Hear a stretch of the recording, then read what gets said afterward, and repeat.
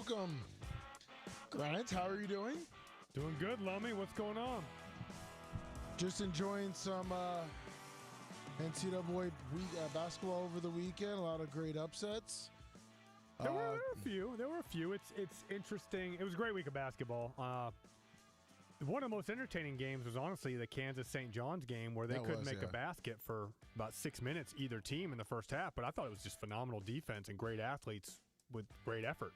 It was. That actually was a really good game. I watched that one close because I took St. John the over, and I also took St. John in the points. Feeling good on that win. But 813-90 Bubba, 813-90-BUBBA. Give us a call if you want to talk basketball, flag football, baseball. Grant, you just went over to USF? Yeah, I went over to USF. This was their first practice in shell, so they had helmets and shoulder pads. And I mean, it's the first thing you notice when you go over there is the stadium is coming along. Obviously, it's the press box and the football operations center. I think it's called the TGH Health Center. That's the first thing to be built, but all the building materials are already inside of the stadium. Oh, good. So nothing more has to come. It's all on where the field will be, and they're building it from there. It is extremely impressive structure. And I know we need Hurricane not to hit Tampa, and we should be good to go. They're working 24/7 because when you get a $365 million stadium like this with a timeline, I also found out that the stadium is not done, and for whatever reason things happen, it is I didn't hear the exact number, lots of $1 million fined per game if it's missed. Really? Yeah, think about it, because USF would have to then go rent out Raymond James again. Yes. So, but it's coming along great. You got a full, from now we've got 16 months, right, or 18 months? About that. Yeah, so it's coming along great, and the tower is the steel beams are all there. You can see a 5-story tower outline, all the support beams, support structures. It's an impressive looking facility, and the athletes I saw on the field passed the eyeball test. This is what you would expect from the transfer portal haul that they had. These guys this is what I said a Power 4 football team should look like. When you just talk about guys running around in the underwear Olympics, they passed the test at this point. So how many spring practices have you been to in the last couple of years, and is this the best the team has looked in a spring type atmosphere? It's the best the bodies have looked. Okay. So the only games I've only been to the spring games when I've seen you in the past. Yeah. But I went there today and I was walking around. It's a really good looking group of athletes. And the other thing I notice is attention to detail with Heartline, holding guys accountable in terms of you'll walk in there. The pre-practice is already pretty intense, and I learned that afterwards, talking to a couple of the other coaches. Pre-practice is a pretty intense thing. And then once you start the stretch lines and all that, Heartline is a stickler for, hey, your line looks like shit, fix your line. Nice. Your helmet's not, hey, they're all supposed to be, hey, you be in line where you're supposed to be with your helmet on the correct side for stretch, do what you're supposed to do. And it was a very organized operation. Well, it's kind of like what Stein said last week when he talked about going and heckling Ohio State. And how he said they were dialed in. Yeah, they were disciplined. Yeah. He said if it was Miami, he probably would have got his ass kicked. Yep. Where, and obviously Heartline's going to be bringing that to USF. Yeah, exactly. You're coming from one of the top. I don't think anybody could argue that Ohio State's not a top 3 program, right? Yeah, it would be hard to. It'd be hard to argue that they're even 5, and exactly. you're bringing that level. A lot of things are being brought. And I was very impressed with the efficiency of I don't like seeing wasted time. Yeah. I don't like seeing wasted time. I like people in between stations, in between drills. I like shit to happen fast. It was a good operation. I was impressed with what I saw. Nice. Speaking of... going to be a good quarterback battle, too, because with the 2 periods where it was good versus good. Yeah. It was, and I talked to the offensive coordinator afterwards. They did a red zone, 5-yard line, 7-on-7. defense definitely had the advantage. But he told me afterwards, he said it was all that was the stuff they had put in 2 days ago and today. And it's just tough in the red zone. Defense dropping 8. Defense definitely got the better of the offense there. But then in the more team situations, open field, offense looked pretty good. I thought both quarterbacks, you wouldn't have been able to tell who was 1, who was 2 today. Now, the offensive coordinator, that's Hartline's brother, correct? No, Tim Beck. Okay. Tim Beck. Well, Hartline's brother is a coach there, correct? I do not know. Okay. Well, because my buddy, he does insurance for pretty high-end athletes and stuff like that when they come in. Mm-hmm. And he was saying that he got Hartline and Hartline's brother, I guess, who was an assistant over there. So I just because he was an offensive coordinator, I believe, or a quarterback coach at Mike Hartline. Yeah, Mike Hartline, yeah. Oh, shoot. I mean, I guess I didn't. I stayed off. I mean, I did not go onto the field until after the practice, but I was so I was staying out of bounds, basically. So I didn't get that close. But I forgot. Yeah, I forgot that he is the quarterback's coach. Oh, quarterback's coach. Okay, yeah. I wasn't he's sure hard to miss. He's 6'6", but he had a good career at Kentucky. Yeah, no, I just wasn't sure because I believe he was he was Check out his college career. His senior year, I think he was his final season. Go back up. Go right there. 4 touchdowns, 20 best. 3,100 yards, yeah. 23 touchdowns, 9 picks for a Kentucky team. I mean, he played in the NFL. On a practice squad. That's just practice squad for a year and a half. But still, I mean, it doesn't matter. Like I said, he was an offensive quality control guy at Kentucky. Yeah. I mean, when Coastal Carolina was, they were running things. He was over there. So that's where Tim Beck came from. Tim Beck is the offensive coordinator. He was head coach at Coastal Carolina the last couple years. Had a wealth of offensive coordinator experience.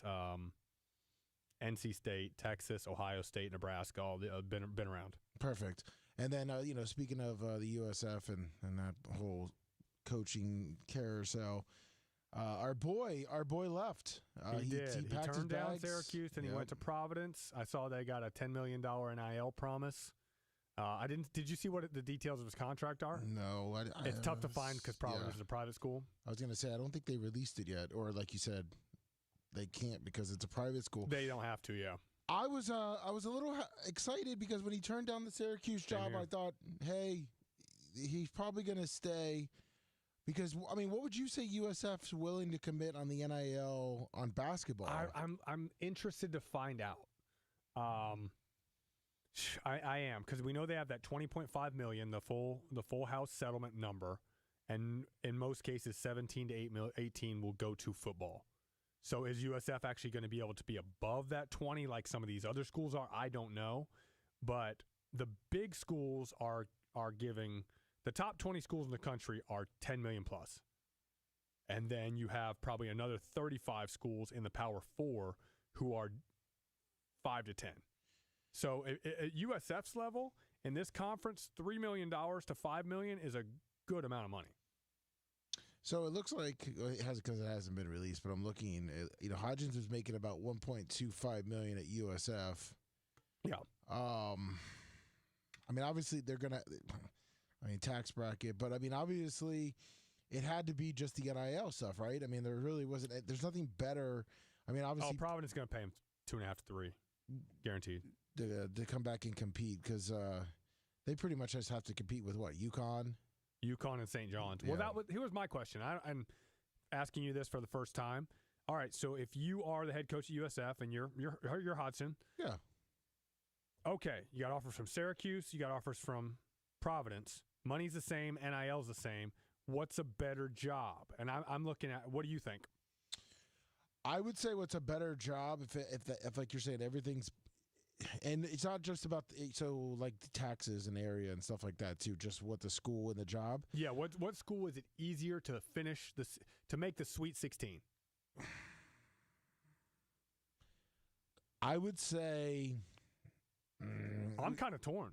Yeah, I was gonna say it kind of depends on if USF is possibly maybe jumping conferences. No, I'm talking about taking the job. You're either going to Syracuse or you're going to Providence. Which one do you think is better? Between Syracuse and Providence? Yeah. I would say Syracuse.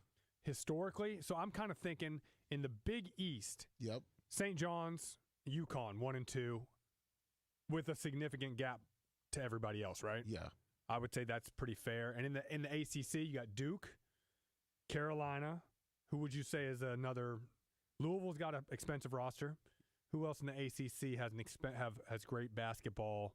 Miami had a great year, but NC State. NC State is not a true blue blood, but I'd rather have the NC State job than Syracuse. Yeah. But I would say being the fifth best school in the ACC is probably the same as being the third best in the Big East.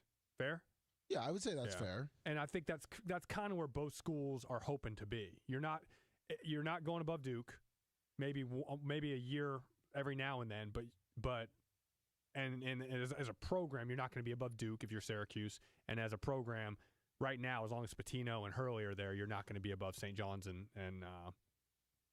St. John's and UConn. I mean, realistically, that's where I thought when he went to Providence, it was kind of like, you're going to have more money and it's going to be this and that and blah, blah, blah. Basketball only is the other factor. I know Syracuse has great attendance at the Carrier Dome, but Syracuse has a proud football tradition, and they're like when you have to share that NIL money with football, it makes it tough. And at Providence, you're the only show in town.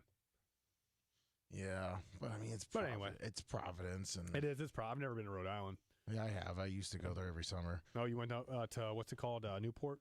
No, yeah, right. I wish we drove there one time. Providence, Warsaw. Home of one of the greatest movies of all time. What is that? Warwick and Cranston is where we went. One of the greatest movies. Started in Providence.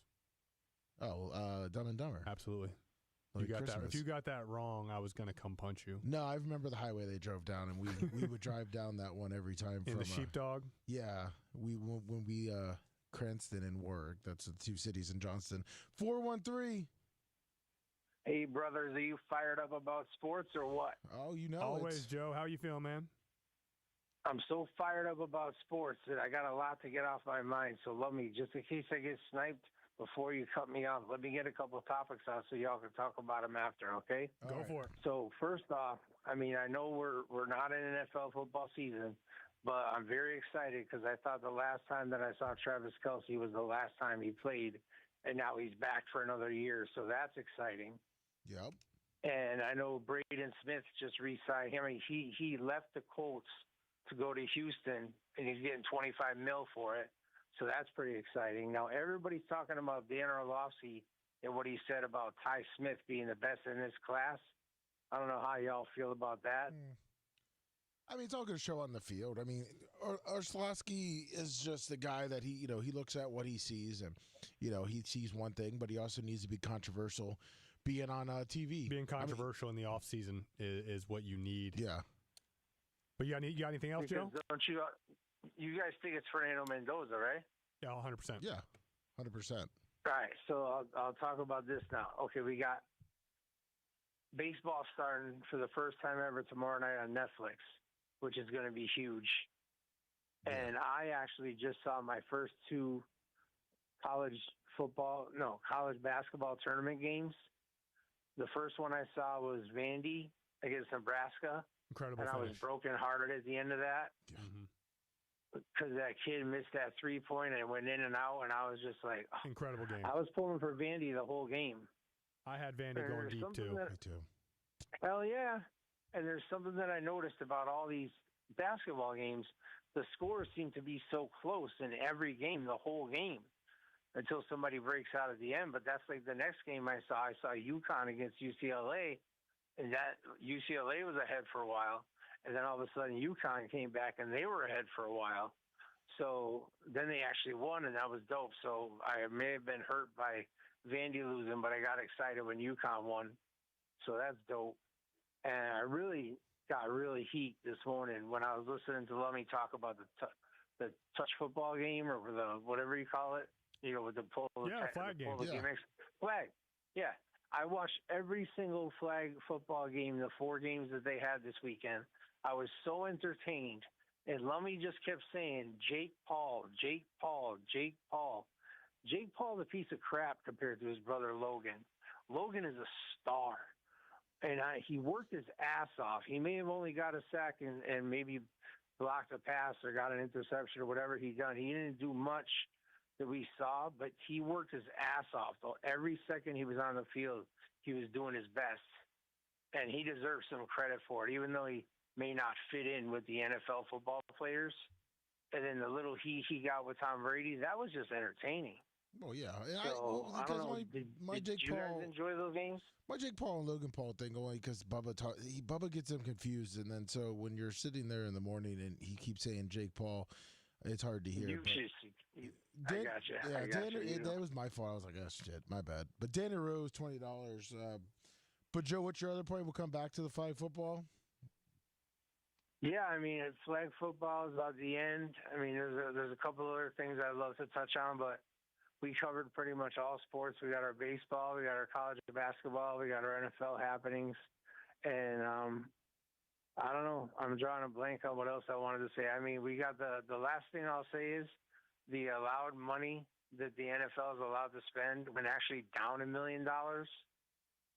You would think it would go up, right? Yeah. But it went down $1 million because of the media and something that they got going on. So other than that, I'm still damn excited. That's true. Sorry, Joe. Danny Rose, thank you, the $20. But yeah, I wanted to touch on the flag football. Is that what you want to touch on first? No, well, I was gonna.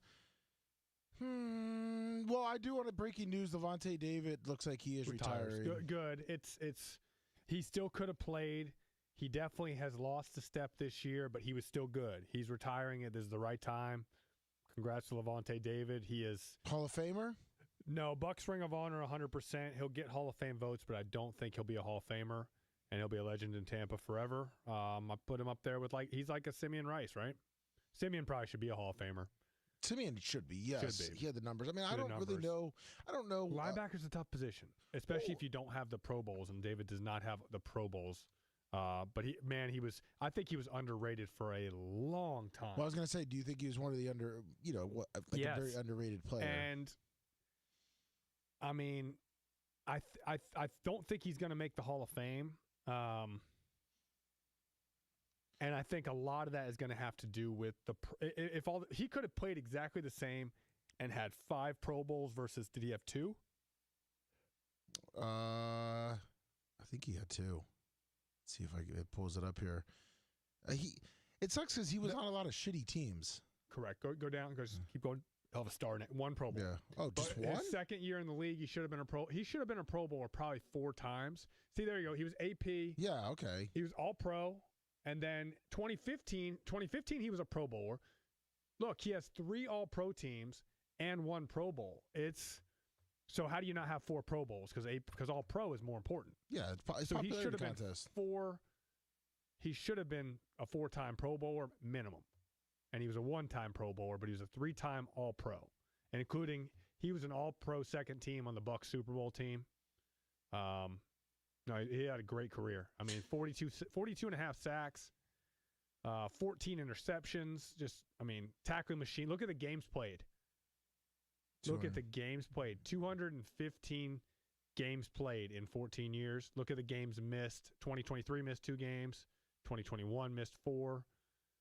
I mean, he missed about 8 games for his career. That's not bad. It's incredible. Well, so what's the criteria on linebacker for the Hall of Fame? That's what. I mean, he's one of 3 players to have the 40 sacks, 35 takeaways, other than Ray Lewis and Brian Urlacher. That's incredible. But no one ever thinks about when you think of linebackers. They don't say. Linebackers is just tough. Well, no, but I'm saying you know it's like, hey, Ray Lewis. The Pro Bowls is the biggest. Pro Bowls is the thing. Pro Bowls is the thing. Pro Bowl's a joke now. I know. But yeah, Pro Bowls and All Pro teams. That's because tackles isn't really that big of a stat to these guys anymore. But he had 1,700 of them. Yeah, Danny Rose said Simeon will get in because he's considered a selfish player. Because he's considered an asshole. Yeah, I mean, listen, it's called the Hall of Fame, not the. Yeah, I mean. Yeah, who gives who cares if you were an ass? Yeah. I mean, just because you were a jerk to the media, but. Yeah. So yeah, Levante David, thank you for you go out kind of like a Derek Brooks did. Yeah. Sorry the Bucks couldn't stepped up and been a little bit better. I think that he didn't want to play for Todd Bowles. He knows his time. He wants to be. He was still a good player this year. I think one more year he might not have been a good player. So congrats to Levante David. Amazing career. Anyway, what Joe said, Kelsey signed. It's really a 1-year deal for cap purposes. So he's coming back to play again. I didn't think he was going to – if they had a good year this past year, I think he would have retired. He was fine this year, Kelsey. Yeah. He definitely looked faster. He'd gained weight 2 years ago and gotten a little sloppy. He had a good year, and he's still a good player. I was as annoyed by Kelsey as anybody a few years back, but he is still a good tight end and obviously a Hall of Fame player. But it's a year-to-year basis. So I know it was like a 3-year deal, but it's a 1-year deal. Yeah, I mean, I think they said it was a 1-year retirement. Yeah, retirement deal. Mendoza and Simpson, I'm firmly on the Mendoza train, and I think it's just Orlovsky. I think he is acting. I don't think he actually believes that. I think he has been told to be controversial. Yeah, I mean, that's the whole thing is you want to get people talking and exciting about the stuff because otherwise you're an NFL analyst, and if there's nothing really going on, you got to create the crap. You got to create something. Yeah, I just thought Mendoza's year was insane. It wasn't as good as Joe Burrow had. Joe Burrow, Cam Newton, Jaden Daniels' career year was unreal too, where he had all those rushing yards to win the Heisman. But I mean, Mendoza this is pretty much unanimous. Yeah. On quarterbacks, and I think Ty Simpson's probably he's probably a tiny bit faster, but he's shorter. Arm strength, I think Mendoza's arm, I don't think there's a difference in their arm strength. Decision making, I think Mendoza was better. I think Simpson will let it rip. Like he trusts what he sees and he lets it rip. And I think in the NFL, he's going to obviously go to a better team because he's going to go late first round. Mendoza's going to play for the Raiders. But 4 years from now, are they picking up Mendoza's option or are they picking up Ty Simpson's option? Who prepares better? Yeah, I think both are A+ in that regard. Yeah. I have a lot of respect for Ty Simpson sticking around Alabama for 3 years not playing. Yeah, you got to give that up to him. Most people would just would have left because he knew he was pretty good. Well, just speaking on NFL too, because I want to jump into the fantasy. But what'd you think of what Scatabo said about the CTE? I think there are a lot of people who will use it as an excuse when things don't go right in their life. I know it's 100% real. So I mean, but I think there are people that will. Are people going to say Aaron Hernandez did that because of CTE? It's like, dude, he was doing that in college. Well, they've been trying to blame. I watched a little bit of the little movie they made about him. Yeah, and you can tell that they were already putting that narrative out there. Yeah, that he was struggling with it in college because of all the years he played. The asthma. Yeah, that's funny, but I don't take much. Scatterbo, I like him as a running back. I don't think he's a great thought leader. No, I mean, listen. There's one thing that he's probably, with the way he plays, in a couple years he's going to probably regret. There is a pretty horrendous stat about, and now I think it's getting better now, but average death of NFL players at one point was like 58. That's pretty bad. That's 20 years below general society. So NFL is not good for your long-term health. But you get paid a lot to do it while you're there, so you better. The risks are real. You know it. It is what it is. We have a good friend of the show, Ty J. Armstrong. He played tight end for the Bucks, Cowboys, and Rams, and he definitely, he has said that he definitely has CTE. He got in the I guess the settlement. Oh, they diagnosed it based on his actual brain. Well, I believe, as he said it before, is that they can't diagnose it, or they can't until you're dead. They can't prove until you're dead. But I mean, there's signs, and correct. And I know that when they do diagnose it after people pass, it's prevalent, and it's not surprising if you play for a long time, you're gonna have it. Same with boxers, same with any contact sport. So it's 100% real. Yeah. How does it affect everybody? I think that's probably it probably affects everybody differently. But I mean, demons are real and they can come in many forms. Is CTE one of them? I don't know.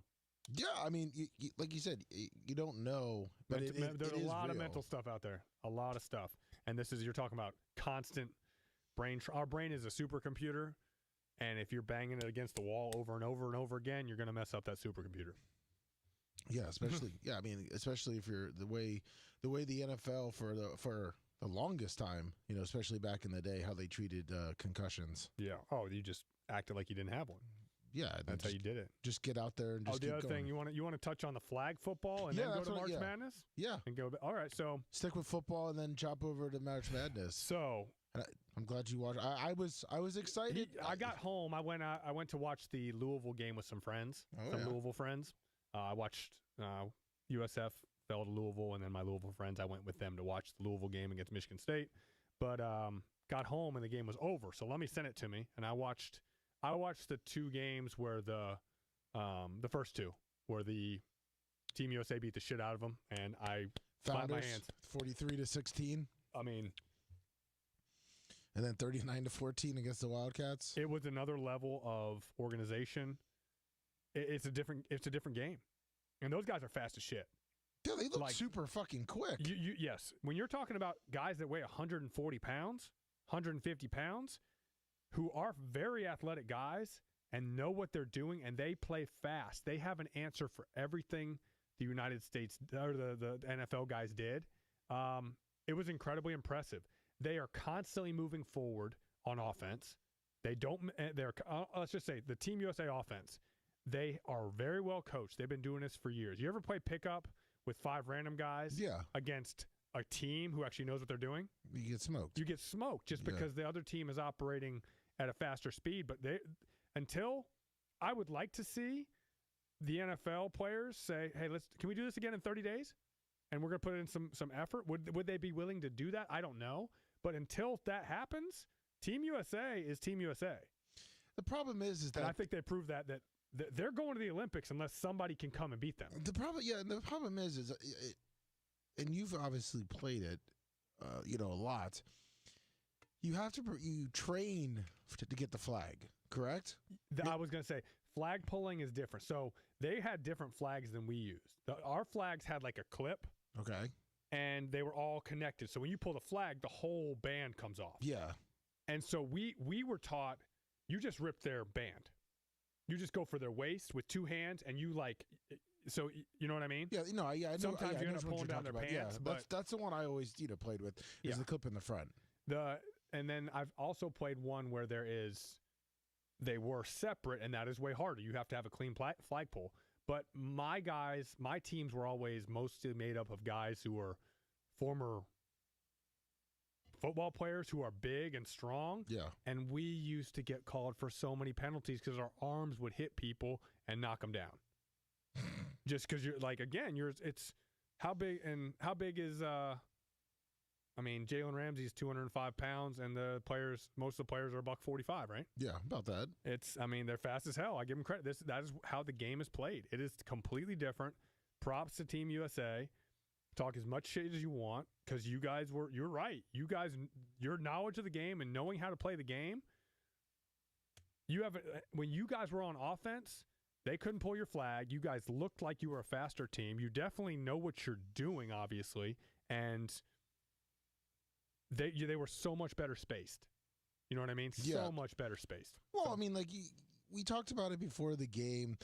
The play calling, they did more, the flag football, I feel, as the NFL guys, they kind of just did basic plays. Well, they had Sean Payton and Kyle Shanahan preparing for a couple days, putting in some effort, but you still... Yeah, but that's not... Yeah, but they're not... Correct. They're both not, knowing what exactly you can do and what not to do and what will work in a flag football game. Yeah, and like I told you, the other team's quarterback wasn't even on the field all the time. They played a lot of the time without a quarterback on the field, right? Yes. And they do a lot of little glorified running plays. And again, you have... It's first and you have 4 downs to get 20 yards, and then you have the next to get in the end zone. And it's a patient game. You got to take what the defense gives you. There's nothing wrong with getting 6 yards on first down, 9 yards on, you know what I mean? Just get the first downs. I was going to see this one juke that the one guy, it's Team USA. When he juked, he went low, and they know how to change the height of their flags. It was impressive. It was impressive. And it's going to make the NFL guys...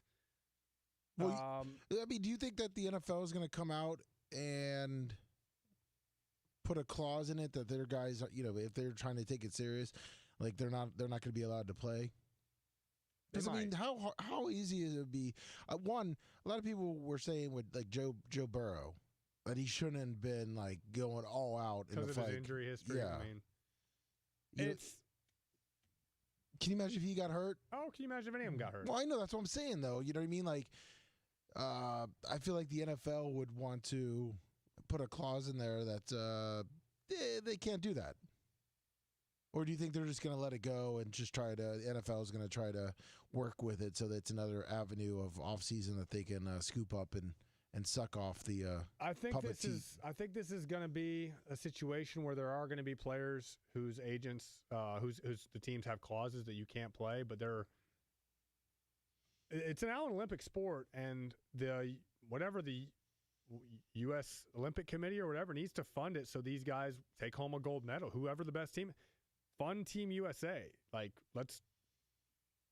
these guys obviously are working regular jobs is what they were saying, but if you're really going to be an Olympic sport, let's get these guys funded like an Olympic sport. Like, let's have them train year round. And I don't know what that takes, but we do it for all these other Olympic sports.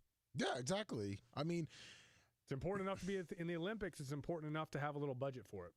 And I think, too, is that people were like, oh, well, there's no big names in it, so no one's going to really watch it. But realistically, the Team USA just proved that the big names don't mean shit. Well, that's the thing is, it's like, who cares about really getting to watch it? You know, there's going to be everyone that's going to watch the Olympics because it's the Olympics.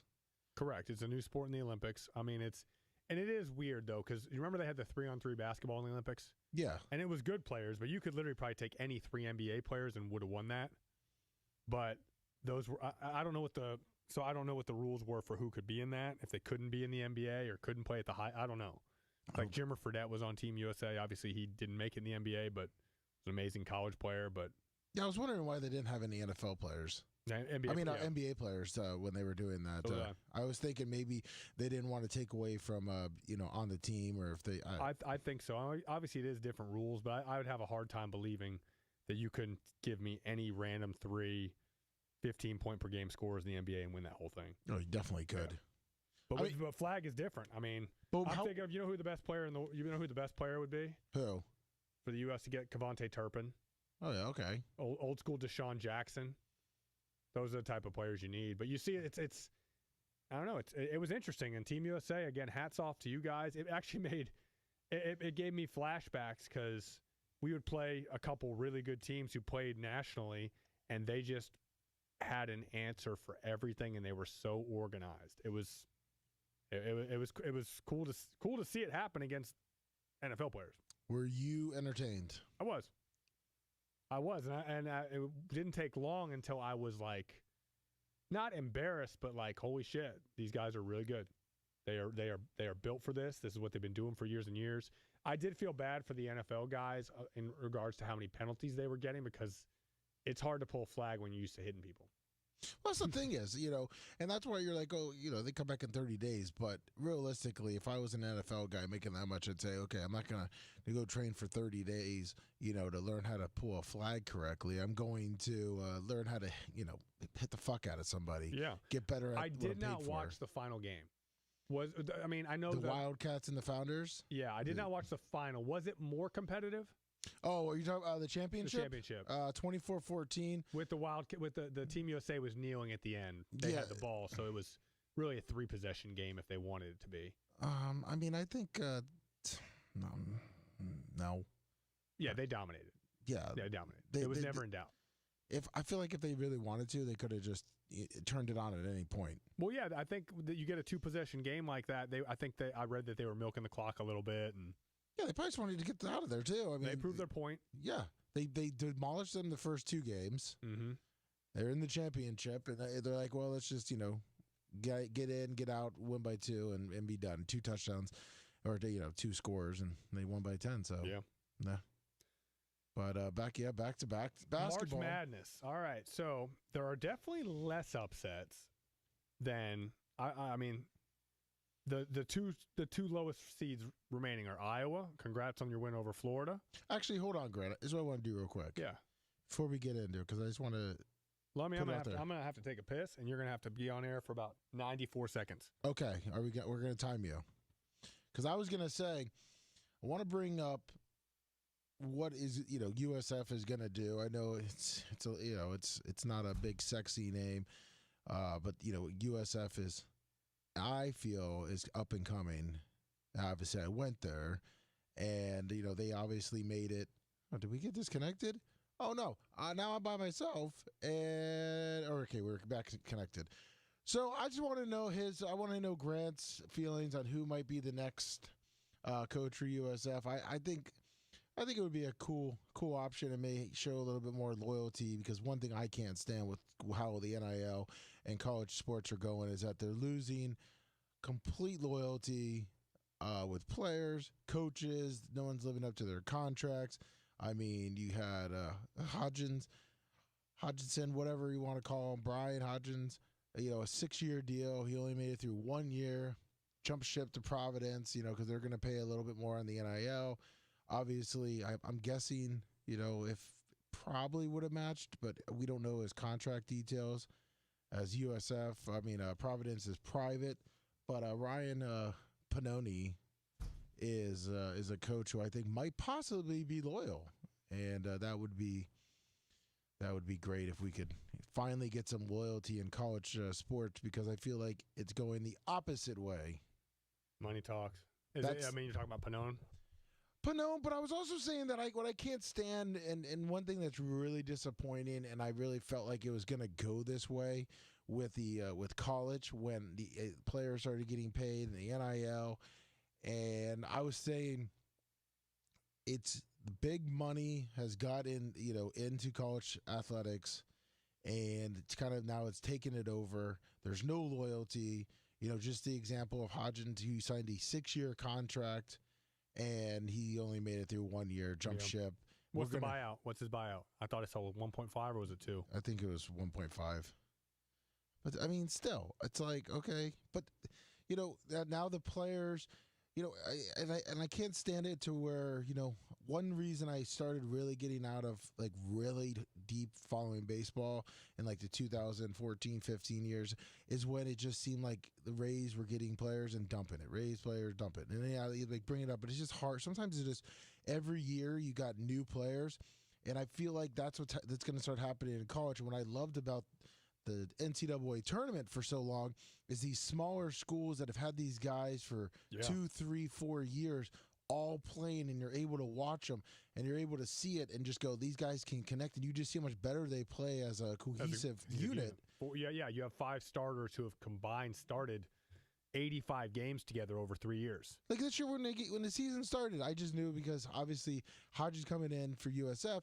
I remember I was talking with Ashley because we have season tickets, and I'm like, no, I think they're going to be good. He brought in these guys. So, I kind of knew it that way. Mm-hmm. But she's like, well, who's from last year? I'm like, CJ Brown. Yeah, I'm like, that's it. Good luck. Like, yeah, is this, no, that guy's gone. That guy's gone. That guy's gone. Oh. It's like, it's a total turnaround, and it's kind of disappointing. Now I'm like, okay, we got Enos coming. Enos probably won't come back. Yeah, there's a good chance he goes to Providence. Yeah, majority of the guys that probably were there this year are probably not going to be there next year, especially depending on whoever the coach is. Yep. But before you had which by the way, very impressive on how fast you pissed. Is I wanted to see, who you thought. I thought just the Ryan Pannoni with the loyalty, growing up here, coaching high school being here. a USF grad. Yeah, and USF grad that. And having the 1 year Arkansas State success, do you go to the same well again? And he was at Alabama too. Yep, exactly. So he coached in the NBA. Yep. He coached in Jerusalem. Mm-hmm. Pro League over there. I know, but I didn't actually. I just pulled up his Wikipedia, and I didn't actually know that he coached in the. I didn't make it below the Pelicans, but now I did. But I mean, what do you like? Who do you think's in the front running? I mean, what's realistic? I mean. How much money they got? Who? USF? Hodgson was making, I think, 1.25 up to 1.4 over his 6 years, or 1.6. So it was like an average of 1.4.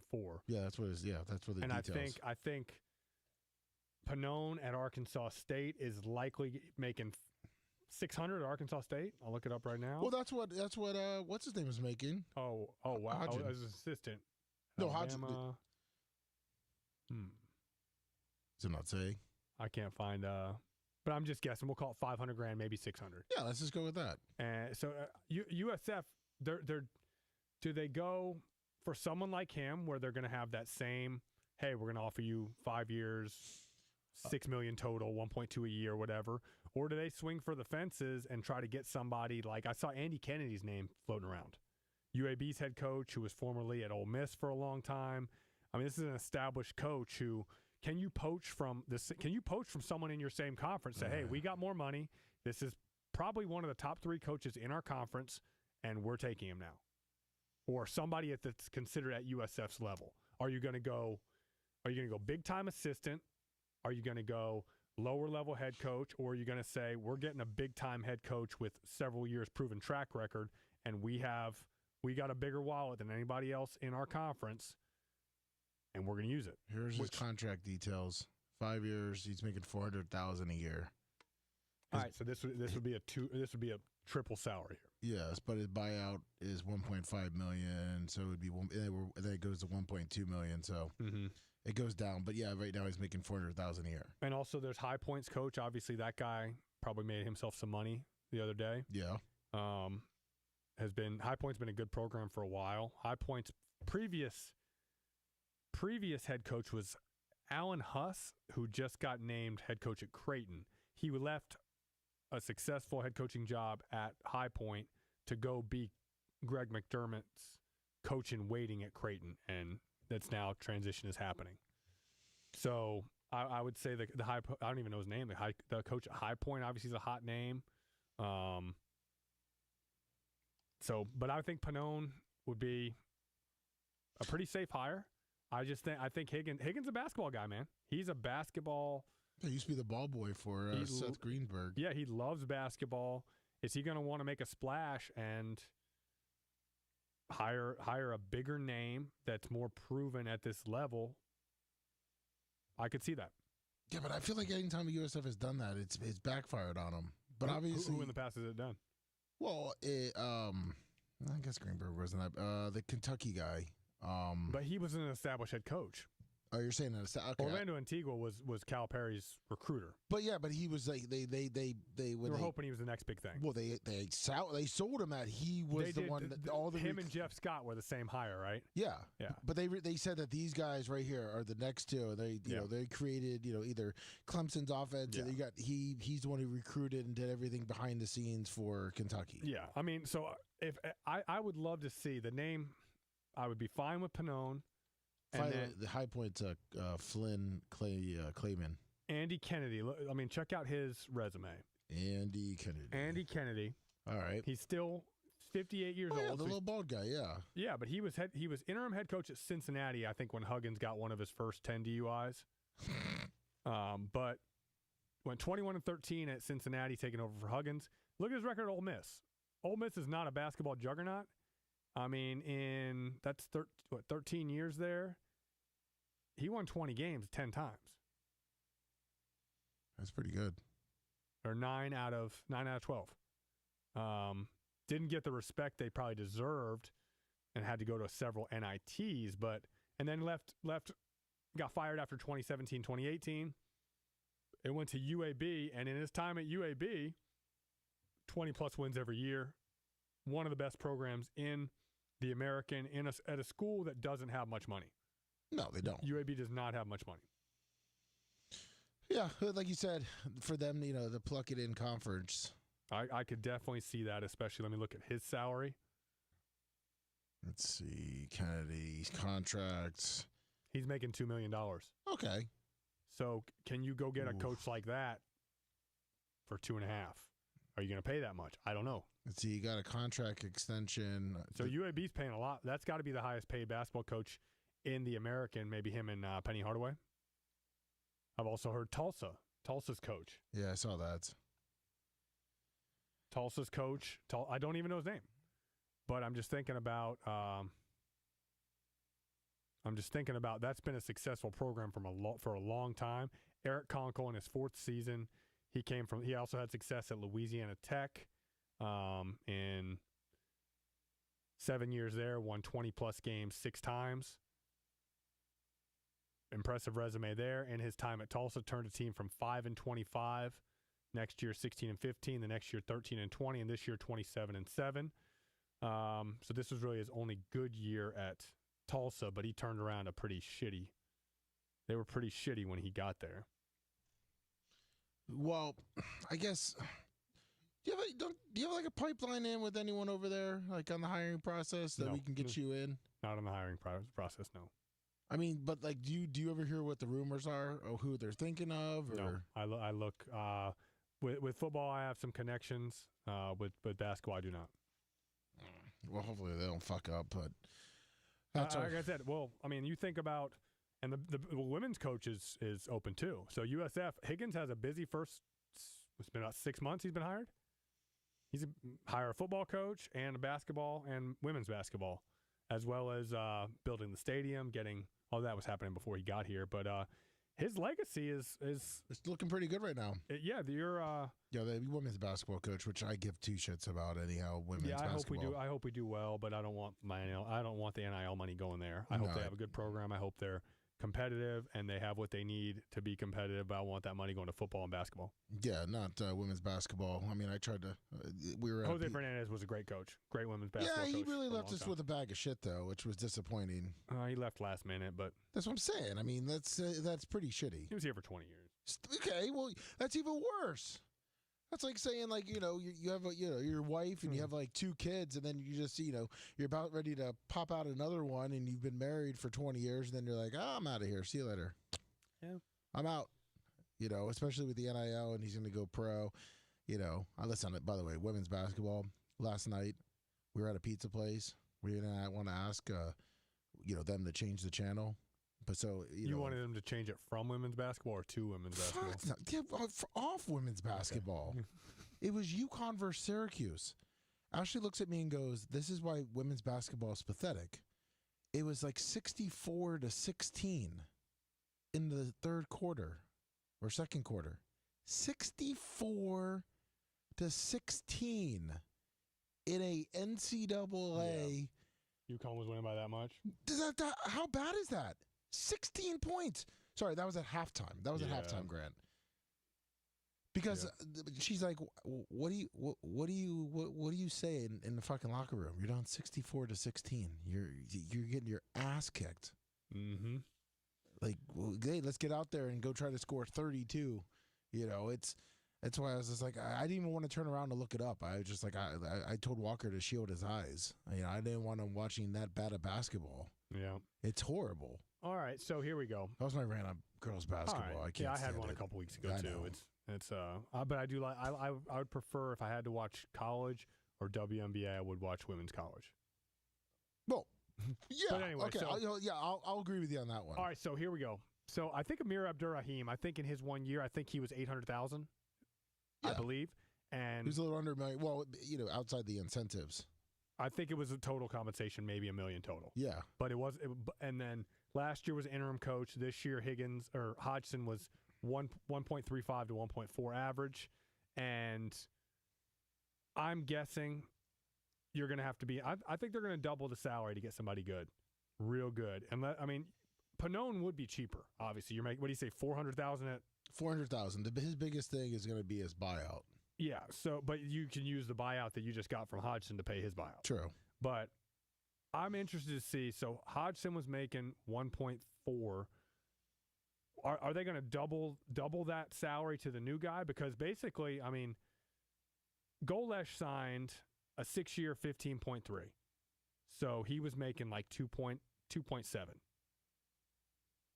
Hartline got 3.5 a year. That's about a top 3 highest paid non-Power 4 coaches. So I can easily see this basketball budget doubling. Yeah, but for someone like him, I feel like, which would be good, I feel like you could get away with just a little over Hodgson, whatever. Hodgson. Who for Pannone? Yeah. Oh, 100%. He's making $400,000 at Arkansas State. You could pay him $1 million and get him. You just want to duplicate, his contract, Hodgson, whatever. But is that who you want to go with, or do you want more of a splash? This is again at this point. I don't give a shit about. In my opinion, on college basketball, right now, what I'm looking for is someone stability and someone that's going to be able to possibly bring in some of his players. And I feel like he'll be able to bring in probably some of the guys that he has, and that's my opinion, obviously. But my whole thing is I want to at least have a coach. I don't want to. I'm sick of USF right now at the point where when we're getting good, it's like a stepping block. That's how it is, and I know that's. Should I be mad about that too? But even if you're University of Kentucky, they come poach your coach. When you have Calipari or when you have Rick Pitino, they come get him to the NBA.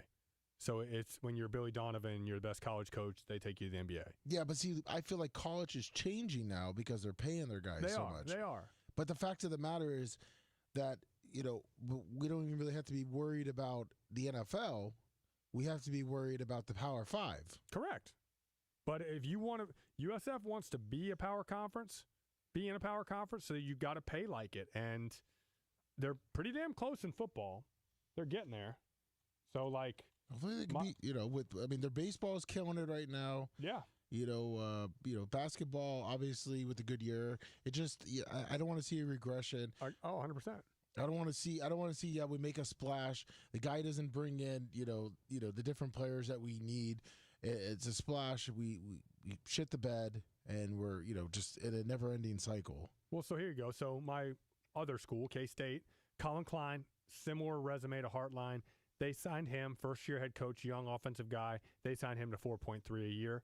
Hartline got $3.5 at USF. So we're sitting there at 80% of what K-State's paying. That's a solid Power 4 school. The USF is, and now K-State just signed a basketball coach to 3.5. I don't think USF's near in that neighborhood. Cincinnati just signed Jared Calhoun from Utah State to around 3.5. I don't think they're going to be in that neighborhood, but I think they're going to get. Pannone wouldn't warrant that type of salary, but they can be over $2 million. They're going to get a bigger name, and I wouldn't be surprised if that's what happens.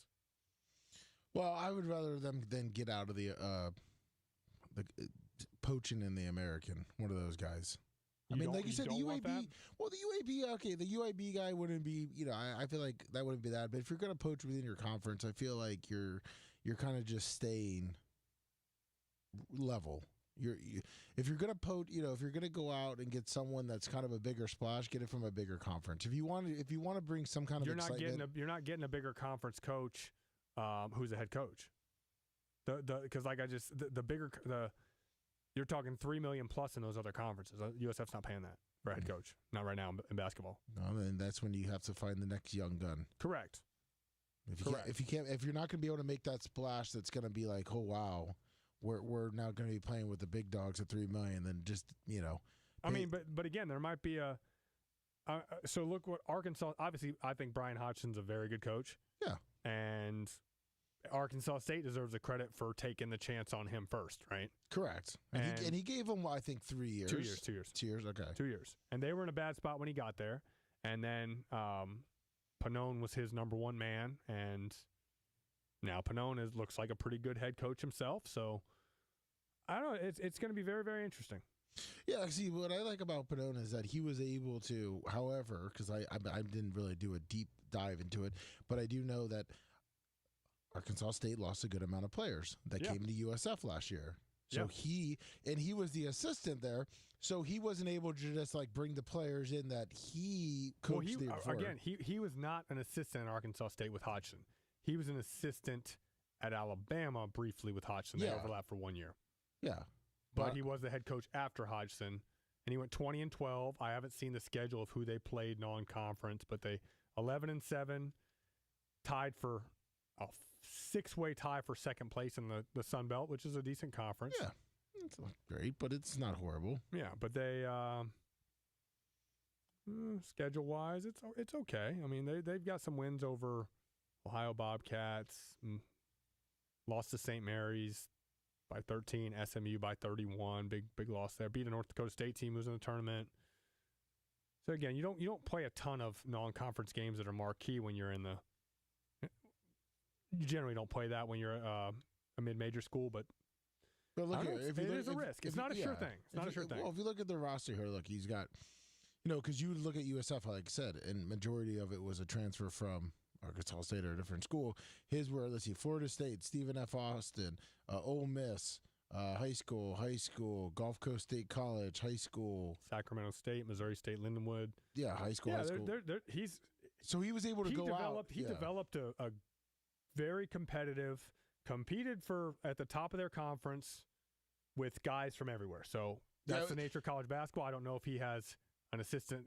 He probably didn't have a GM at Arkansas State. He probably was his own GM, which I don't know if USF had one. It's interesting. Well, USF has, I don't know if they do now, but they did have obviously one for football. They do now, yeah. But basketball, I know some schools do, some schools don't for basketball. I feel like they did, but for USF. But yeah, so, all right, well, good take. I like it. I totally understand it. Now I guess we're just going to have to wait and see what happens. Higgins, please, for the love of God, make the right Give somebody a huge buyout. Yes. Give a huge buyout so we get somebody in here. Exactly. Make a splash. Get anyway, this on, with March Madness, what was the best game you watched? Shit. Fuck, what was that one game? I know it's not gonna help, but went to double. Went to overtime. Fuck. Thursday, Friday, Saturday. It was North Thursday. Carolina, TCU. It was Thursday. VCU and Carolina. Yes. The comeback from like 19 down. Yes. That was awesome. I thought that was a great game. Buzzer beaters. It was just like, holy shit. That kicked it off.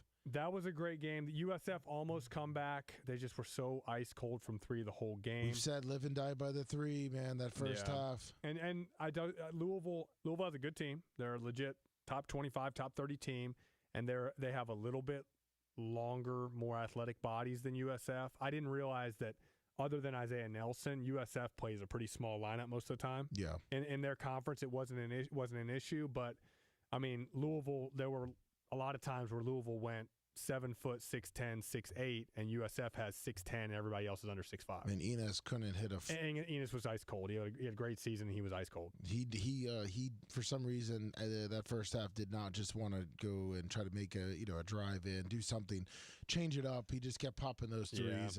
Yep. And I think the length of Louisville, like I said, there's longer athletes. They were getting a lot of them were open shots. A lot of them were more contested than USF was used to. And then, man, when they went into that full court press with Isaiah Nelson at the point of the press, it was awesome because he's so long, he plays so hard, he's so athletic, so energetic. I wish they'd have done it earlier, obviously, but no, I mean they absolutely killed the second half. If the second half team, if they would have played 10% of how they played in second, the USF well, you advances. just think you go 5 for 33 from three. You're a 33% shooting team for the year. That would be 11 of 33. Just make 7 or 8. And it's a completely different game. Oh, what, in the first half? No, just for the game. I was going to say, the first half they went 1 for 19. Yeah, just make 2. Just make 2 more. Exactly. Just make 2 more, and it's a different game. But if ifs and buts were candy and nuts, right? Exactly. I mean, I like the High Point. I like that story. Oh yeah, that's a great story. Beating a very good Wisconsin team who beat 5 top 10 teams all year. Then the other one. A-Cuff is phenomenal. BYU, that was my bracket killer. I had BYU going to the Elite 8 based on DeBonsa. And Texas, we have another. There's been quite a few teams that play in that first 4 to make the Sweet 16. Yes. So, I mean, Texas, again, you got Texas and Iowa are the 2 lowest seeds. I mean, they're not Cinderellas because obviously Texas is a top 5 athletic budget, huge university. They just didn't have a great year, but obviously they have talent. They do have a very good coach. I forgot Sean Miller was there. Yeah, I mean, in Iowa beating Florida without shooting great. The way that last play ended up with Florida, I mean, I'm not disappointed. Well, I mean, for my bracket, I'm disappointed. But I think them pressing at the for the last play of the game, I don't think they needed to press. I think they needed to play back. Do you not agree? Yeah, and I mean that's the obvious criticism, but it's 100% right. And they had a foul to give. Yeah. Yep. So I think there was how many seconds when 5 what? Oh, Iowa inbound to the ball. I could be wrong. I think they had a foul to give. I think they did. Iowa. Meaning you don't front them. You play from behind. You press them, and then as soon as they get either near half court or past half court, then you foul them, and then there's 2 seconds left. They have a much tougher time doing a shot with 2 seconds. But to allow the guy missed deflecting that pass by inches, but and then Iowa had a great play design, and the guy made the 3. No, I mean then Florida with that last shot, him trying to pass it off. Yeah, he got kind of caught in no man's land. I mean, do you think he should have forced it? Yeah, you have to. There wasn't enough time, and he didn't really realize it, but there wasn't enough time to make that pass. But I think he realized he was in no man's land under the hoop, and about a dribble before he got under the hoop, it would have been an extremely low percentage shot to try to put a floater up off balance, and I don't know if that's his. I don't think that's his shot. Because they're not calling a foul on that. It would have to be obvious to call foul. But yeah, congrats to Iowa. Yeah, I mean it's yeah. I thought the Virginia-Tennessee game was a really good game too. I didn't see that game actually. Virginia-Tennessee was a very good game. Tennessee ended up winning by. That also killed my bracket. I had them going a long ways. Tennessee's been a very good team for a long time under Rick Barnes, and it was back and forth. Ended up a 7-point game for Tennessee. Nebraska-Vanderbilt was incredible. That was one of the best games. Iowa State laid the coals to Kentucky. They're good even without their best player. Their second-team All-American. It was an ankle sprain, legit ankle sprain, which I'm hoping he can be back this week. With an ankle, I mean, if you've played sports, you've rolled several ankles in your life, and you realize, hey, it could be 4 weeks, it could be 4 days. Alabama, that first game they played, they looked like fucking world beaters. Did you watch that Alabama game? I did not. Alabama Hofstra? Alabama Texas Tech. Texas Tech? Yeah. Oh, they just kicked the shit out of them. Oh, they just look fast. They could make everything. They got a great freshman too, Philon. Which I'm feeling that Alabama. It's how they played against obviously Texas Tech. I'm not really putting it up against Hofstra because it's a lower tier, but against Texas Tech, the way they played, just watching it, I'm a little nervous for Michigan. I think Michigan looks like the best team over the first 2 games. They have dominated. I thought they beat the dog shit out of a very good St. Louis team, but I'm just looking at we know he's a good coach. He took FAU to the Final Four. He goes to Michigan, and he is really good. They've got a really good team, and Arizona has a really good team. Those are my 2 most impressive teams, and I'm going to give credit to I got to stick with them, right? The same way I got to stick with Houston. They won both games by 31 points, and they held Idaho 78-47, no surprise there. But then to beat the shit out of a Texas A&M, who's that's a surprise. Texas A&M getting beat by 31, but that's what Houston does. They can play a game if you matched up, let's say Michigan or Arizona against Houston, it wouldn't be surprising to see a 59-57 game. Houston turned it on perfectly for this tournament. Because they did. They hit that low in the middle of the year, which I was worried because I obviously picked them to win the national title. Yeah. By the way, where did Nebraska come from? I know they were number 4 seed. They were good all year. They were like 20-0, and then I think they might have went 6-6 for the rest of the year. Yeah, they're 28-6. So they went 8-6. They were 20-0 and went 6-6, and then have won 2 games in the tournament. But it's Hoiberg. Hoiberg has been there for a long, long time. I saw a great tweet my buddy sent me. It said, for Nebraska and Iowa, the game's going to start off with a ceremonial punt. Making their offenses. Yeah. Yep. But I don't know. Maybe it's just me, but I feel like, especially coming out of the Big Ten, this is their first Sweet 16 since 1999. Well, yeah. Well, you think of Michigan State, Wisconsin, Big Purdue. Ten's got 6. Yeah, of course the Big Ten's gonna take it to them. But Nebraska. Now has their roster? Has their roster been together, or is it just them and Purdue have a lot of white boys. Really? Yeah. And who else did I see? Illinois has about 5 Europeans. So it's interesting. Nebraska. I mean, you think about the Iowa and Nebraska, you're going to see a rarity where you might see 8 white guys on the court at the same time. And but I look at their roster. Nebraska, Sam Ford, I believe he is a. So now go back. Oh yeah, of course I hit the wrong button. Just click on Nebraska right there. Just click on the N logo. There you go. Go stats. There we go. Sam Ford, I believe he came from Iowa. Click on him. Sanford. Sanford. And click on stats right there. Yeah, he's a transfer from Iowa. Top player. Nice. All right, let's see who else they got. Just go right there below. Bolts, Justin Bolus. Yeah, Henry Burt. 6'8" sophomore.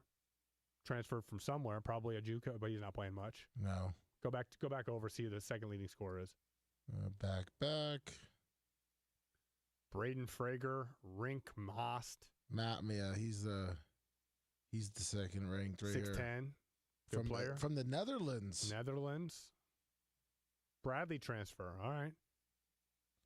So, everybody's getting – Nebraska's got money. I know that. Nebraska's got a lot of money. Man. Frager, is he a homegrown – he's from Lincoln. So that's a freshman from Lincoln. Yeah, look at that. He, that's the 3 white boys right there. Yeah. Jamarcus Lawrence, is he white? I was gonna say that was a rhetorical question. I know, but for a second there, I was like, you never know. But yeah, he's a senior, so yeah, he's Nebraska to Rhode Island, back to Nebraska. I love seeing the going back. It's so interesting. Hoiberg is his coach's son, obviously. Scores about 9.5 a game. There's another European name, 2 of them. Look at that. Yeah, Lithuania. Oh shit. Cal State Bakersfield and Central Michigan. All right. Yeah, so these rosters are getting put together from all over creation. So pretty much it's going to be like pretty much 5. It's going to be 5-on-5 white boys. Yeah. At one point, probably in Nebraska and Iowa. Yeah. And I mean, yeah, it's interesting. Very interesting. Yeah, listen, I mean, that's with college basketball. I mean, Michigan's got a good amount, also. So, my man, St. Louis was very disappointing to me after that the game against Georgia. To beat the shit. Well, I think Michigan's that good. Yeah, I mean, St. Louis. I want to say St. Louis cut it in the second half to. Yeah, they were about 50. What 50? I feel like it was 56, 53. I think it was like a 5 or 6 point game. I didn't think they got that low. They got it to 4. Okay. Early in the second half, and I thought they were playing well, but Michigan's just a superior team. I mean, Lendeborg is really good. Michigan's deep. Moraz Johnson is very good. You're talking about 6'9", 250. They got the big European in the middle. What the hell is his name? Oh, Mara. Yeah. Yeah, the FAU. Spanish dude, 7'3". Yeah, the FAU guy loves those big, tall guys. Yeah, he does. Yeah, the FAU, too. Yep, the big Vlad. Yeah. He's in the NBA. Is he? Yeah. Is this him right there? Maya? 7'3", yeah, Spain. And then they got Elliot Cadeau, who's a transfer, 37-game starter at Chapel Hill last year. It's a guy with serious experience. So Michigan's right, and they got a great coach. Obviously, he's won everywhere he's been at a high level. Michigan and Arizona, 2 great teams, and I think, like I said again, I gotta stick with my Houston Cougars. Kelvin Sampson, I'm rooting for you. Yeah, I mean, that Alabama Michigan game is gonna be exciting. Yeah, because the way Alabama was playing, it was like even without the guy who had 2 pounds of weed. Was it 2 pounds? 2.1, I think. Oh. I mean, listen, he's not making enough on the NIL deal. He's got to have a side hustle. Feed his family, right? He's got to have a side hustle. Well. What games are you looking forward to this week besides all of them? Because I mean, all right, so Texas, Purdue, you got 2 really, really hot teams. Yes. Texas obviously barely got in, and now they're playing up to their potential. Remember, this is a Sean Miller coach team who Sean Miller did NIL at Arizona before it was legal, and that's why he's no longer at Arizona. He won huge there. He won huge at Xavier twice. Yes. He's a really good coach. Purdue's been one of the most consistent programs in the country. for years and years and years. Their point guard, Braden Smith, is a true first point guard. I am going to take Purdue in this one just because of experience, and they are Purdue is a team without many transfers. Matt Painter has put together a group of homegrown guys. Nebraska, Iowa, you got the punt fest. I want to see Arkansas and Arizona because Arkansas, I believe, is one of the 3 best teams, and Acuff is the best player. So I am really looking forward to that game. So I would say on this side, Arkansas and Arizona of the Thursday games, and then Friday. Well, hold on. Okay, again. I know, because I want you to pick it real quick, too. All right, I'll pick all the Thursday games. Yeah, because you got Purdue. I was going to mark it down. Who do you got? Iowa, Nebraska. Nebraska makes it out. So Nebraska makes it to the Elite Eight. All right, because I was going to go with what teams that you. I picked Arkansas to make it all the way to the. Did I pick them to lose in the championship to Houston? I think I did, so I got to stick with that. And then Illinois, Houston. You know who I have to pick there? Houston. Yep. So Friday, but the one I'm looking forward to is Arizona has an extremely talented team, as does Arkansas. Oh, 7.5 points for that game. Yeah. Wow. Arizona's favored 7.5. Big E 737525. Thank you, Big E. But what in the hell was that? That was a train horn. From you? Yeah. That scared the shit out of me. Sorry. That was for Big E. I like it. Yeah, but 7.5, man. That's a big line. That's a lot. What's over under? 166.5. Yeah, a lot of points in that game. There's NBA bodies all over the place. There's length. That's going to be a great matchup. Okay, so I got my picks there. So right now you got 2 4 seeds. I'm trying to see what the highest seed is that you got, or the lowest seed. All right, I got chalk over here. St. John's, Duke. I'm taking Duke. No, I'm taking St. John's. Oh, really? I'm switching. I'm taking St. John's. You think an upset? Yeah. All right. I'm taking St. John's. They're hot. They're playing great defense. I think Ejiofor matches up pretty well with Boozer. Ejiofor's a big, strong dude. I think he can neutralize him a little bit. He was he was the Big East version of Isaiah Nelson. He was the player of the year and the defensive player of the year. I like it. I like that a lot. And they 6.5 for Duke. Another high spread. So you see the guy who made the winning shot the other day? Yeah. I didn't know who he was, but he was like a 20-point game scorer at Idaho State, and now he's a 5-point per game scorer at. He transfers over, makes a lot of money, and he's now a true distributor. That's insane. Yeah. Alabama, Michigan. Michigan, I think, might be the best team in this, so I got to take them. What do you think of that 9.5? That's a lot. By the way, all 3 games right there. That's going to be. I mean, that's a lot of points. It's a lot of points for. I mean, Duke, St. John's isn't like you said. I know you're picking. They play great defense. That's the 141.5 is not a ton of points. No, I'm talking about the Duke 6.5. I'm talking about Duke getting 6.5 points. I don't touch basketball spreads very often. I know. Well, sometimes you got to. You know, Duke, Michigan State. You've got 2 of the elite coaches. I think everybody would say that those are both. Danny Hurley's won 2 national titles. Tom Izzo's won 1 national title and just been a model of consistency. Who do I like in that one? I like Michigan State. They're peaking. I think Michigan State's really good. I think the Big Ten's the best conference, so I'm going to take Michigan State. Well, let me ask you, do you think Michigan? Have you watched a lot of Alabama or no? I've watched a fair amount of Alabama. Do you think Alabama could cover that 9.5? Yeah, I think they can definitely cover. But of course, I mean, any team can cover. I mean, Alabama could come through and win too, but. Alabama can get hot. And again, that 175 over-under, that's a high. Oh, yeah. The over and under is a little too much for me. I mean, because, I can see Alabama getting cold, especially against Michigan. And Michigan just dinking and dunking on it. And then Iowa State, Tennessee, the wild card for me is Josh Jefferson. Is he going to be able to play with that ankle? But they've got Iowa State's they've been in the Sweet 16, I think, 4 out of the last 5 years. Well-coached team by T.J. Otzelberger, Rick Barnes for Tennessee, always one of the most physical teams in the country. I am going to take Iowa State. Yeah, taking Iowa State too. That's a good pick. Good pick. So those are my picks there. I mean,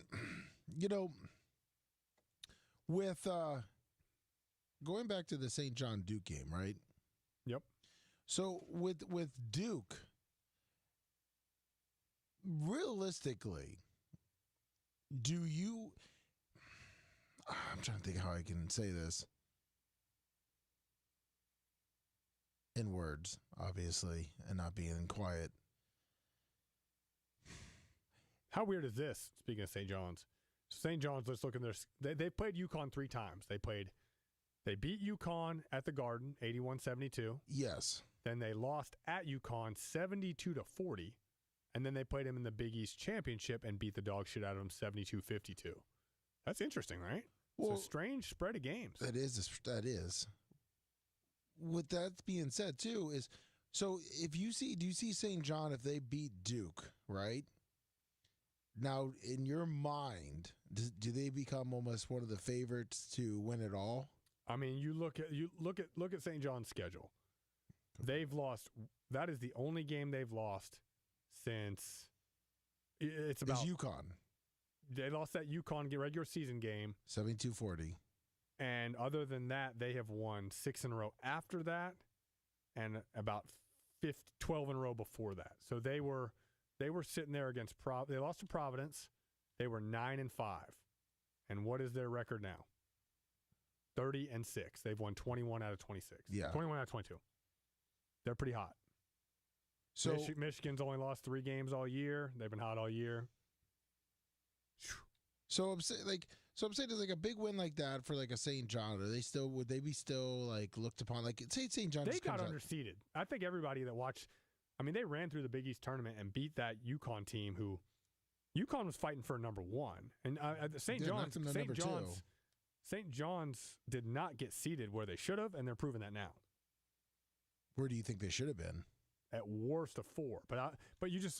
I think that they would have been, if there was a ranking that came out after, they'd have been sitting there.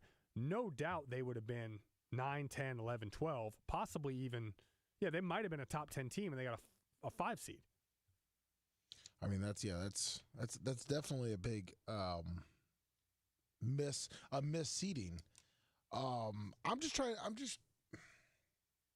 It's one of my gambling heads taking over, but also just trying to figure out the momentum. You know what I mean? Like, and obviously basketball is different, but like those type of games, like how do you feel? Like do those type of games, like if St. John beats Duke, the momentum of it, like they're gonna ride that high to where like any team, they're just like any team can beat us. Where like let's say a Michigan squeaks by Alabama.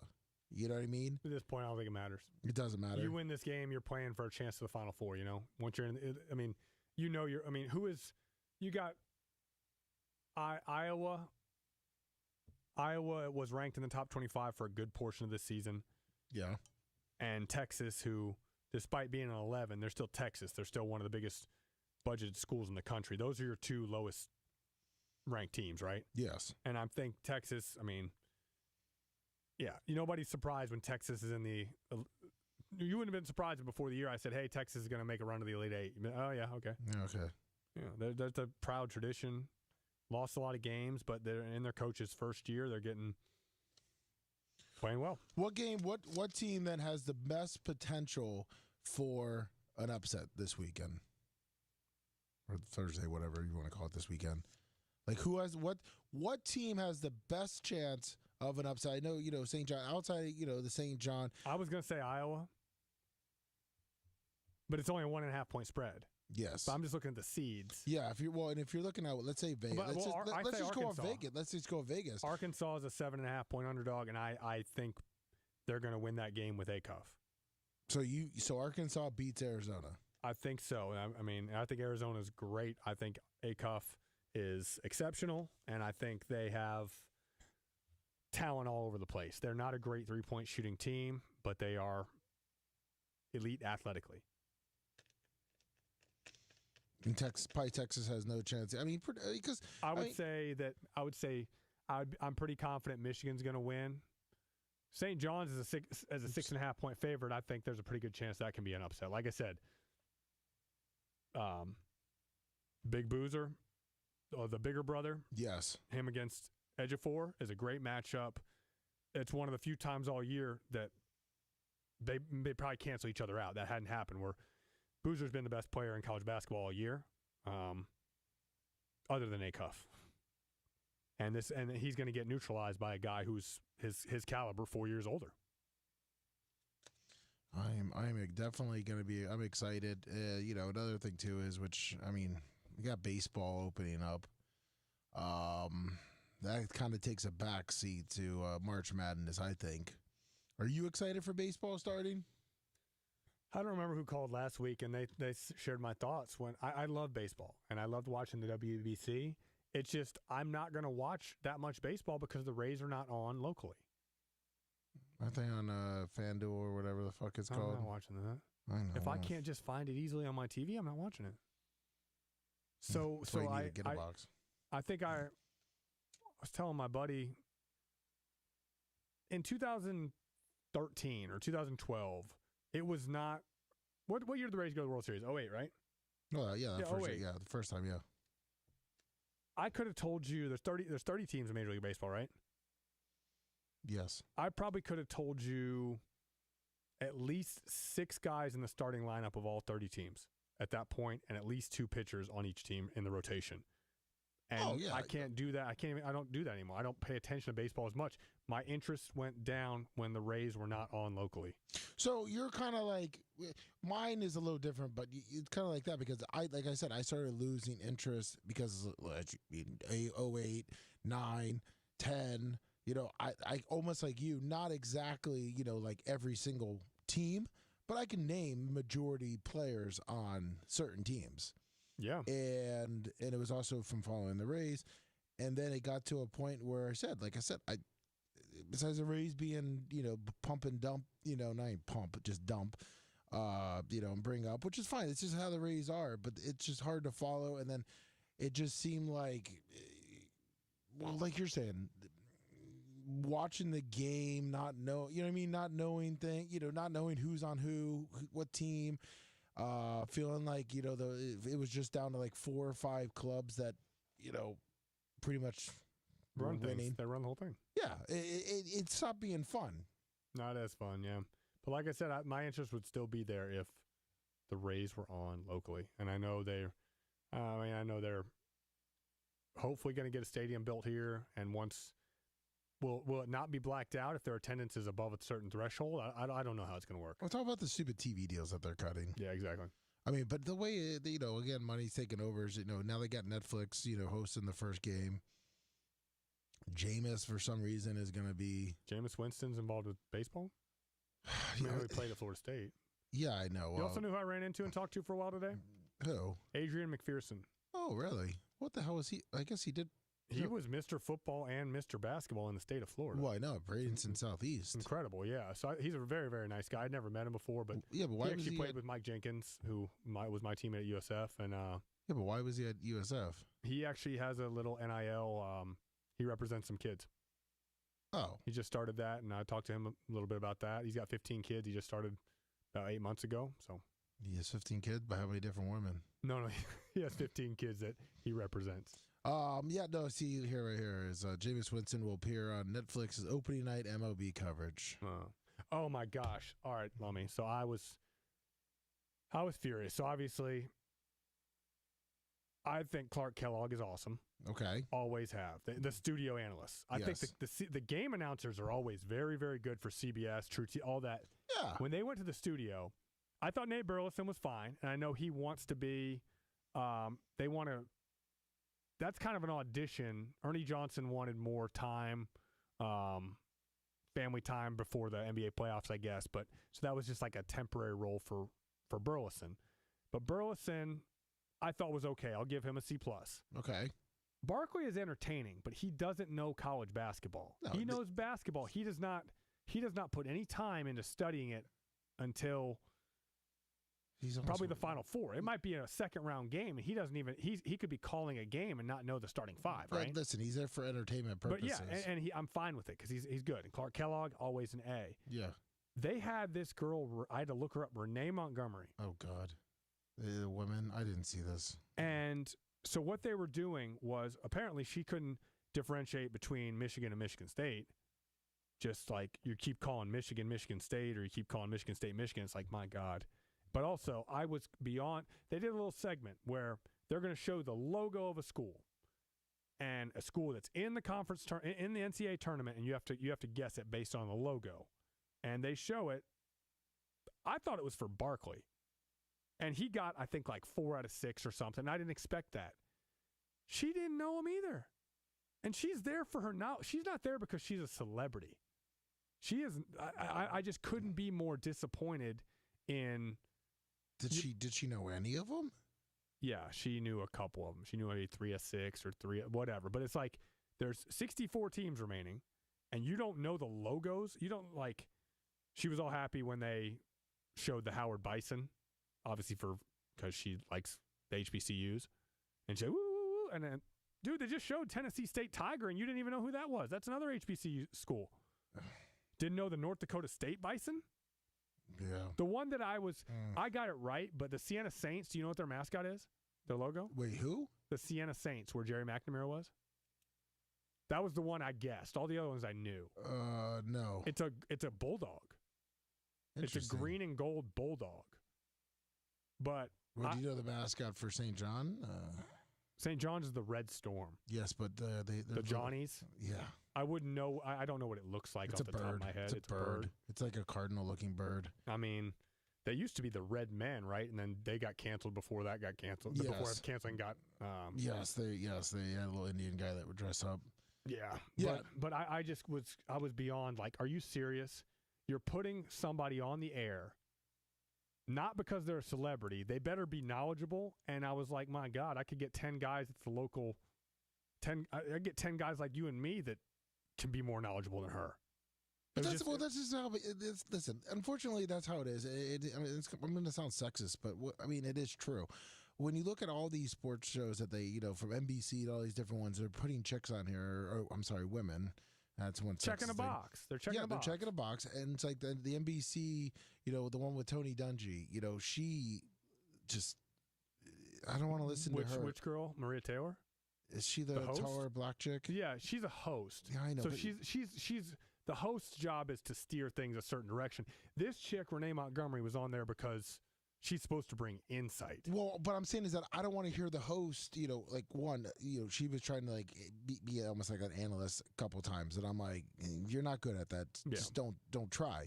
But like you say, then when they start, especially ESPN, when they start bringing in these, like I guess Renee Montgomery, I know it wasn't with ESPN, but well, technically, you couldn't have gotten me any former coach up there that knew more than her, any former player. My God. No, they don't check the box. I like Jamal Mashburn. I like Jalen Rose. I think they bring a lot of good insight. But Bruce Pearl, I kind of got sick of him. Yeah. You could tell he loves that shit though. He loves basketball, and he loves talking. So whatever, it's perfect for him. He's one of my clients played for him at Southern Indiana before he hit it big, and said that, man, he knew that he was going to do this. Like he's made for TV because he loves to talk. Which is fine. Him and Greenberg. Yeah, Greenberg. Yeah, that's Greenberg, a great. Yeah, good coaching career. Obviously brings something to the table, but this girl brought nothing to the table, other than not a penis. Wow, African American. Yeah. That played in the WNBA. And I think Candace Parker actually does a pretty good job. I think she studies, and I'd rather them not be there because I'm sexist, and I think I'd rather listen to a guy about basketball. Yeah, but Candace Parker is good. And again, I have no problem saying I'd rather hear guys talk about basketball. Well, yeah, it's just like, like when the announcers in football, college football, you hear the women announcers, that one lady. I just go, I don't care. Pam Ward? Yeah, I'm like. Old Big Ten at noon game? Yeah, I can't watch that game. Yeah. It's horrible. I can't stand her voice, and I just. It's just like, do you want me to go announce all-girl cheerleading? I don't think so. No. My wife did that at USF. You could find fucking 20 people more knowledgeable than me. Just like find people, stop checking boxes and get people who are the best. Exactly. In every avenue. Yeah. Jamal Mashburn he wasn't even wearing a suit. It was actually funny. But I thought his insight was good. I think I like him. I like Mashburn. And then he had, what's his name too? That I didn't mind him. The guy from Miami, Ohio. I can't think of his name. Oh, Wally? Wally's been doing it for a long time. Yeah, Wally's He's a staple. He's a staple. Oh, yeah, he's good. Yeah. But, all right, Grant. Appreciate it. I forgot about the Renee Montgomery. I'm gonna have to go back and look at that. Because I really want to see next week. I'm going to let you know because I'm going to watch it.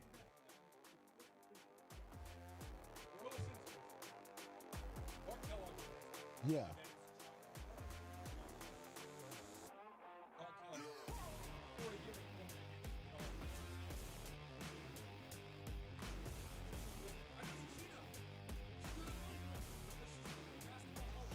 No, she's horrible. She's absolutely horrible. But thank you, everyone. We'll be back next week. See you, Grant. And we'll be back, obviously, the main show, Bubba the Love Sponge Show. We'll be back here 6 a.m. Hit your thumbs up on the way out. I appreciate it. So next week, probably Tuesday, 1:30. Thanks for hanging out, and we'll see you tomorrow.